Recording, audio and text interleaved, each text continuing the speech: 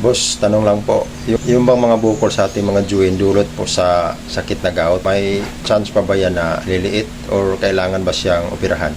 Okay, ang sagot ko ganito, yung pong mga bukol natin mula sa daliri natin sa kamay, daliri sa ating mga paa, yung siko natin, tuhod natin, dulot po ng sakit na gout, nagkaroon ng mga bukol yan.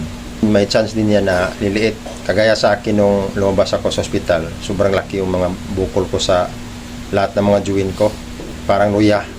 Pero awa tulong ng Diyos sa ngayon, lumiit na kahit sa daliri ko ipakita ko. Ayan o. Itong kanan kong kamay, bumalik na sa normal ba? Kunti na lang natitira ng mga bukol ito. Tsaka ito.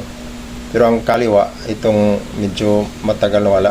Ito, sobrang laki ito dati. Ito, saka dito. Ang isa lang hindi nawala, itong hindi na malupi isang daliri ko.